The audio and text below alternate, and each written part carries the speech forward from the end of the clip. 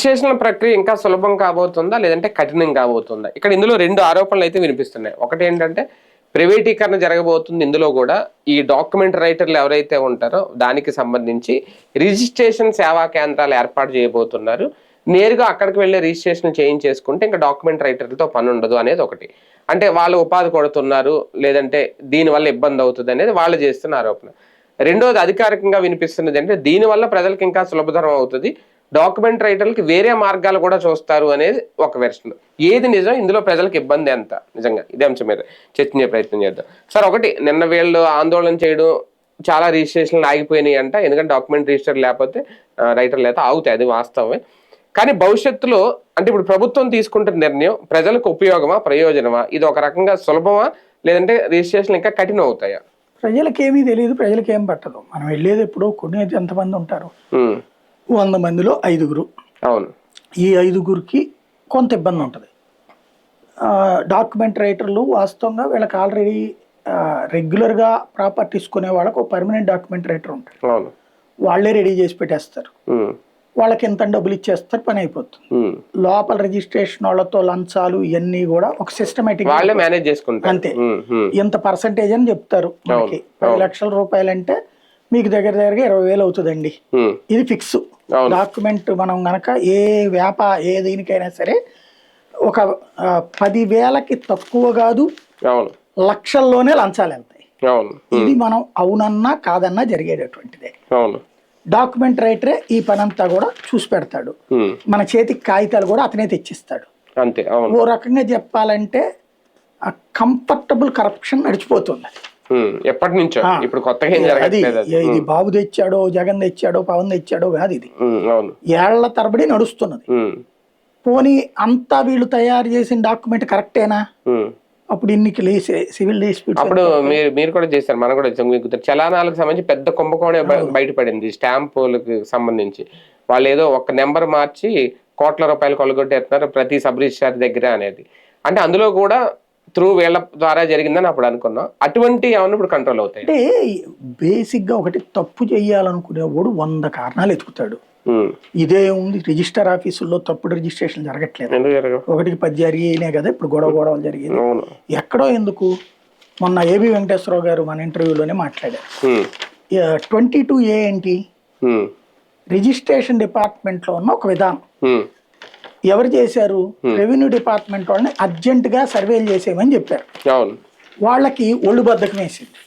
ఎందుకు? రోజు ఈ ప్రోటోకాల్ పనులే సరిపోతాయి. అర్జెంట్ గా చేయమంటే చేయడానికి బద్ధకం వేసి వాళ్ళు చేయలేకపోయిన అన్నిటి తీసుకెళ్లి నిషేధంలో పెట్టి పడేశారు.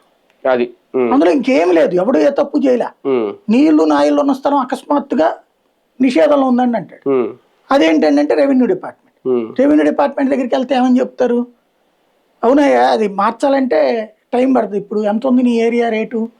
ఓకే, నాకు 20% ఇస్తావు, 20% ఇస్తావు. ఇస్తే అప్పుడు కింద నుంచి కలెక్టర్ దాకా కదలడవాలి. మళ్ళీ పెద్ద అమౌంట్ అయితే CCLA దాకా వెళ్ళాలి. ఎవడు తప్పు చేశాడని ఈ భూములన్నీ తీసుకెళ్లి చేశారు? అధికారులు స్వార్థము, ప్రజలంటే వెధవల కింద చూసే తత్వం, అహంకారపూరిత ధోరణి, అభిజాత్యం ఎక్కువ, పొగరెక్కువ, దోచుకోవాలనుకునేటటువంటిది ఎక్కువ. ఇది వీళ్ళ దగ్గర కూడా ఉంటది. ఎవ్వడు తక్కువడు ఎవ్వడూ లేదు. వాస్తవంగా చెప్పాలంటే ప్రైవేటైజేషన్ అన్నటువంటిది ఒక రకంగా బెనిఫిట్, జవాబుదారీతనం. ఇప్పుడు మనం గవర్నమెంట్ బ్యాంక్ వెళ్తే ఇచ్చే రెస్పెక్ట్ కి ప్రైవేట్ బ్యాంక్ వెళ్తే ఇచ్చే రెస్పెక్ట్ కి ఎట్లాంటిదో అంతే తేడా. రేపు ఇప్పటిదాకా డాక్యుమెంట్ రైటర్ రిజిస్ట్రేషన్ ఆఫీస్ కి పోయినా మనం అక్కడ ఒక రకంగా చెప్పాలంటే ఏదో యుద్ధంలో ఇదే మన ఖైదీని చూసినట్టు మాట్లాడుతుంటారు. తెలిసిన ముఖాలు అయితే తప్పించి ఏదో అసలు మనల్ని ఎలా చూస్తూ ఉంటారు వాళ్ళు సీరియస్ గా, అదేందో అర్థం కాదు నాకు. మనం వెళ్ళింది డబ్బులు పెట్టి, కోట్ల రూపాయలు డబ్బులు పెట్టి, లక్షల డబ్బులు పెట్టి కొనటానికి వెళ్తాం, రిజిస్ట్రేషన్ చేయించుకోవడానికి వెళ్తాం. ఏ తప్పు చేసామని వెళ్తాం మనం అక్కడికి? సంబరంగా సంతోషం చేసుకునే టైంలో వీళ్ళు అలా చూస్తూ ఉంటారు, అదేందో అర్థం కాదు. ఒక నవ్వు ముఖం ఉండదు, ఒక ఇది ఉండదు, సీరియస్ గా అదేదో చూస్తూ ఉంటారు. వాళ్ళు చేసే తప్పులకి జనాలు బాధ్యులు అవుతున్నారు. ఇప్పుడు ప్రైవేటైజేషన్ వస్తే బెనిఫిట్టే. కానీ ఇక్కడ తేడా ఏం లేదు, ముగ్గురు తినే పని నలుగురిని తినిపిస్తారంటే. అంటే ఇప్పుడు లైక్ ఇవి అప్పుడు మీ సేవా కేంద్రాలని పెట్టారు వీళ్ళు, ఈ సేవ మీ సేవ అని. ఒక రకంగా అది ప్రైవేట్ వ్యక్తులకే ఇచ్చారు, కాకపోతే ప్రభుత్వ పనులన్నీ అక్కడ జరిగాయి. ఇప్పుడు ఇది కూడా రిజిస్ట్రేషన్ సేవా కేంద్రాలు అంటే వీళ్ళు చెప్తున్నది అలాగే జరుగుద్ది. వీళ్ళు ఏంటంటే ప్రభుత్వ అధీనంలోనే నడుస్తుంది, రిజిస్ట్రేషన్ ఏమి మారిపోయి ప్రైవేట్ వాళ్ళ చేతిలోకి వెళ్ళదు. కానీ ఇప్పుడు ఒక వ్యవస్థకు అలవాటు పడిపోయాం మనం, దాని మీద కొంత మానిటరింగ్ అయితే జరుగుతుంది. అది మిస్ అవుతుందా రేపొద్దున్న? నేరుగా వెళ్ళి రిజిస్ట్రేషన్ చేయించుకుంటే అందులో ఉన్న లొసుకులు ఇందాక మనం టాపిక్ లో మాట్లాడుకున్నాం, మీరు ఇందాక వేరే డిబేట్ లో చెప్పారు, కొన్ని తెలియదు. అది దొంగ డాక్యుమెంట్స్ అవ్వచ్చు, వేరేది అవ్వచ్చు. డాక్యుమెంట్ రైటర్ కూడా తెలియకుండా జరుగుతాయి, కాకపోతే ఒక లీగల్ వెరిఫికేషన్ ఇలాంటివి చేయించుకొని మనం వెళ్తున్నాం. ఇప్పుడు నేరుగా ఇలా వెళ్ళడం వల్ల అవి పెరుగుతాయా? అది ఏమీ ఉండదు, బేసిక్ గా మార్పు ఏమి ఉండదు. ఇప్పుడు 3 తింటున్నారు, 4వ వాడు తింటాడు. ఇప్పుడు ఒకటి యాడ్ అవుతున్నాడు. ఇప్పుడు ఈ సేవా కేంద్రం దగ్గర ఇప్పుడు వీళ్ళు వెళ్ళి డైరెక్ట్ గా రిజిస్టర్ ఆఫీస్ లో చేయించేస్తారు. ఇప్పుడు ఈ సేవా కేంద్రం ద్వారా వెళ్తే సేవా కేంద్రం దగ్గర బ్రోకరు, సేవా కేంద్రం టు రిజిస్టర్. అంటే ఇక్కడ కూడా రైటర్ ఉంటాడా? అంటే మరి కాగితం ఎవరు తయారు చేస్తాడు? సేవా కేంద్రం ఇప్పుడు సేవా కేంద్రం పెట్టింది అందుకు కదా. ఏమొచ్చాడికి వాడు మళ్ళీ వీళ్ళని పెట్టుకోవాలి లేదా ఎంప్లాయీస్ గా, అదేనేమో ఉపాధి కల్పిస్తామంటున్నారు. అదే వీళ్ళకి అందులో ఉద్యోగాలు ఇస్తారు. ఇప్పుడు బంగారపు కొట్టోళ్ళు కనుక ఇదివరకు బంగారపు పని వాళ్ళకి మంచి పేరు ఉండేది. అవును. తర్వాత ఇప్పుడు పెద్ద బంగారపు కొట్లు వచ్చాక దాంట్లో పనుల కింద చేరారు. అవును. అట్లాగే ఇప్పుడు వీళ్ళు కూడా డాక్యుమెంట్ రైటర్లు వెళ్ళి వీళ్ళ దగ్గర పనిచేయాలి. ఇప్పుడు వీళ్ళు సొంతంగా సంపాదించుకుంటున్నారు, ఇకపైన అడిచ్చే జీతం మీద బతకాలి. అంతేనా? అప్పుడు వీళ్ళ భూమి ఎంతమందికి ఉపాధి కల్పించామని కూడా చెప్పచ్చు.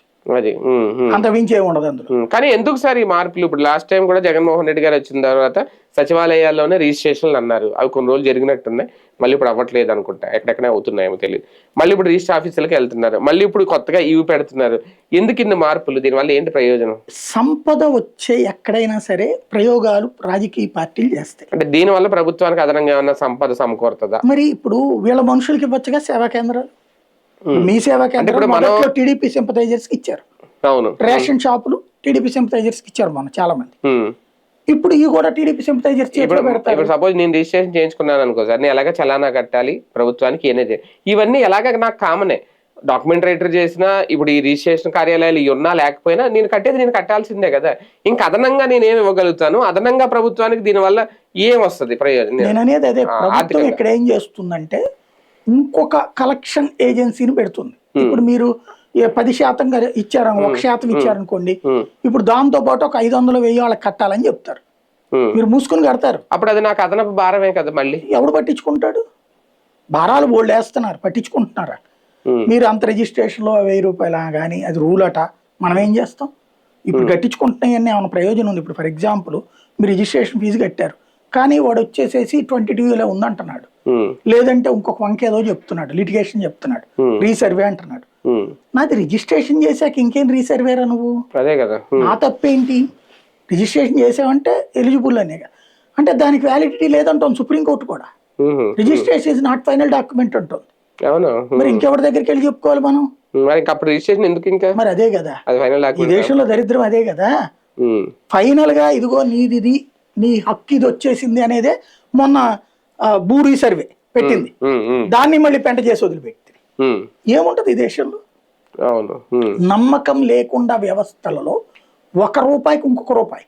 ఇప్పుడు ఈ సేవా కేంద్రాలు ఫస్ట్ అంటే ట్రయల్ బేసిస్ మీద జిల్లాకు 1 పెడతారు, తర్వాత 10 పెడతారు, 50 పెడతారు, 100 పెడతారు, ప్రతి రిజిస్టర్ ఆఫీస్కో సేవా కేంద్రం. ఇప్పుడు బెల్ట్ షాపు పర్మిట్ రూమ్ ఉన్నట్టు రైతు సేవా కేంద్రాలు ఉన్నాయి. రైతు సేవా కేంద్రాల ద్వారా ఏ పనులు ఉంటాయి, దీంట్లో ఏముండదు.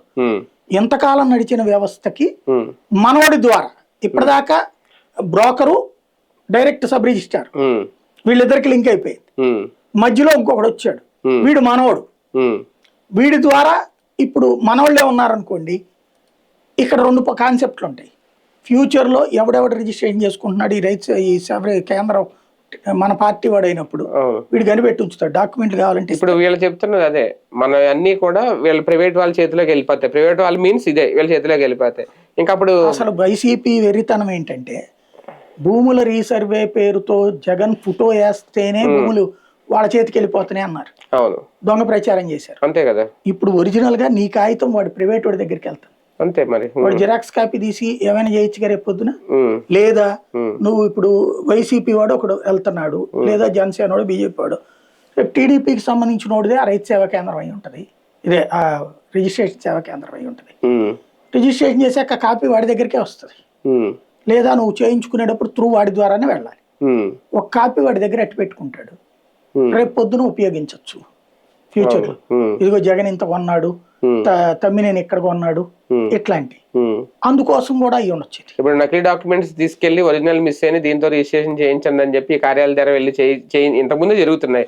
ఎంతమంది చేయించిన అవన్నీ ఆపేదేం లేదు. అవన్నీ జరుగుతాయి. చెప్పినట్టు ఒకే ఒక్కటి తేడా ఏంటంటే అదనంగా మనోడికి ఉపాధి, రెండవది దీని మీద టోటల్ భూముల మీద మన పెత్తనం వస్తుంది, పార్టీ పెత్తనం వస్తుంది. ఎవడి చేతిలో ఉన్నాయి. ఇప్పుడు ఫర్ ఎగ్జాంపుల్ ఒకడు వచ్చేసేసి ఇప్పుడు మా ఇంటి ఏరియాలో బోర్డు ఖాళీ స్థలాలు ఉన్నాయి. ఆ ఖాళీ స్థలం ఎవరిదో మాకు తెలియదు, కొనుక్కోవడానికి చాలా మంది వస్తుంటారు, ఎవరిదో తెలియదు.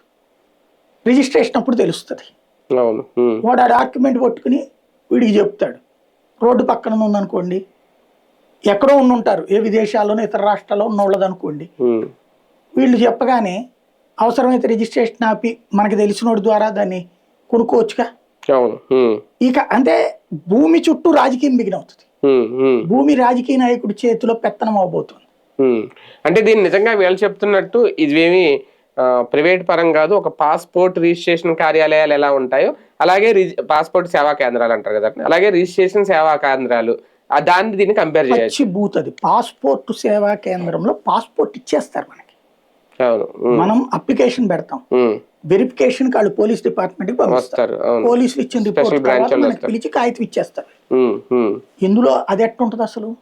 పాస్పోర్ట్ సేవా కేంద్రం అంటే నువ్వు ఏ అప్లికేషన్ పెట్టుకోవడం, ఇక్కడ భూమి నా భూమి కాగితం నీ దగ్గరికి తీసుకొచ్చిస్తున్నా, అక్కడ నీకు ఏ కాగితం ఇయ్యను. పాస్పోర్ట్ సేవా కేంద్రం ఆధార్ లింక్, ఇంకొకటి పాస్పోర్ట్ సేవా కేంద్రం అనేటువంటి పాస్పోర్ట్ జారీ అథారిటీ. ఇక్కడ నువ్వేమంటున్నావు, సబ్ రిజిస్ట్రార్ వేరు, సేవా కేంద్రం వేరు. జస్ట్ సేవా కేంద్రం మరి అది సేవా కేంద్రం ఏమో ఒకసారి అదే ఇచ్చేస్తుంది డైరెక్ట్ గా పాస్పోర్ట్. రిజిస్ట్రేషన్ ఇటు చేసేస్తాడేంది, సబ్ రిజిస్ట్రార్ తీసేసి ఇచ్చేస్తాడా? త్రూ వీళ్ళ ద్వారా రిజిస్టర్ ఆఫీస్ ఏదో జిమ్మిక్ ఉంది వీళ్ళు చెప్తున్న దాంట్లో అనుమానం అక్కడే. ఫస్ట్ ఫేజ్ లో ఊరికినే సేవ అని చెప్పి తర్వాత రిజిస్టర్ వాళ్ళని కూడా తీసేసి. అంటే సార్ ఇప్పుడు మీ సేవా కేంద్రానికి వెళ్తాను సార్, ఒక క్యాష్ సర్టిఫికేట్, ఇన్కమ్ సర్టిఫికేట్, వాళ్ళు ఏం చేస్తారు, ఆన్లైన్ లో త్రూ రెవెన్యూ ఆఫీసర్ ద్వారా సైన్ చేయించి మనకి ఆ డిజిటల్ సర్టిఫికేట్ ఇస్తారు. అంతే తప్ప వాళ్ళు ఇమీడియట్ గా మనం ఎలాగైనా సంతకం పెట్టేవారు. ఇది కూడా త్రూ ఈ సేవా కేంద్రం ద్వారా రిజిస్టర్ ఆఫీస్కి వెళ్తుంది అంటున్నారు వీళ్ళు. వాళ్ళు ఫైనల్ గా రిజిస్టారే చేయాలి, సబ్ రిజిస్టారే చేయాలి, వాళ్ళే సైన్ చేయాలి, వాళ్ళే స్టాంప్ వేయాలి. అలాంటప్పుడు ఓన్లీ ఈ వ్యవస్థను తీసి ఈ వ్యవస్థను పెట్టడమేనా ఒక మార్క్ కోసం? వ్యవస్థను తీసి కాదు, అంటే వ్యవస్థ మీద పెత్తనానికి వీళ్ళని పెడుతున్నారు. అంటే డాక్యుమెంట్ రైటర్ అనే వ్యవస్థ ప్లేస్ లో ఇది వస్తుందా అంటున్నాను. డాక్యుమెంట్ రైటర్ అనేటటువంటి వాడే తయారు చేస్తాడు రేపు కూడా, అంతేనా? అది త్రూ ఇది ఓ రకంగా ఇదో రిసెప్షన్, వాళ్ళకి ఒక షెల్టర్, వాళ్ళోడికి డబ్బులు దాని ద్వారా, ప్లస్ భూమికి సంబంధించిన సమగ్ర సమాచారం వాళ్ళ దగ్గర పెట్టుకోవడం, భవిష్యత్తులో గ్రిప్ పెట్టుకోవడం, ఇది ఒక రకమైనటువంటి ఆధిపత్యం. సబ్ రిజిస్ట్రార్ని అడిగినా ఇస్తారు, కానీ దానికి చాలా పెద్ద తతంగం ఉంటది.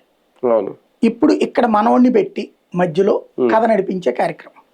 కానీ ఇది భయపడి కొన్ని రిజిస్ట్రేషన్ తగ్గుతాయా భవిష్యత్తులో? ఏం తగ్గవు, కాకపోతే ఏంటంటే భవిష్యత్తులో ఇష్యూస్ క్రియేట్ అయినప్పుడు ఈ వివాదం వస్తుంది.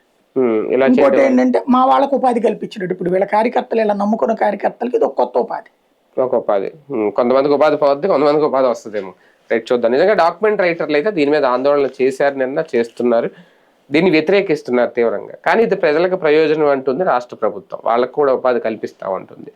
తీరా అది ప్రాక్టికల్గా ఎంతవరకు వర్కౌట్ అవుతుంది? ఒకవేళ ఫెయిల్ అయితే మాత్రం ఖచ్చితంగా ప్రభుత్వానికి ఇది ఒక పెద్ద మచ్చ అవుతుంది.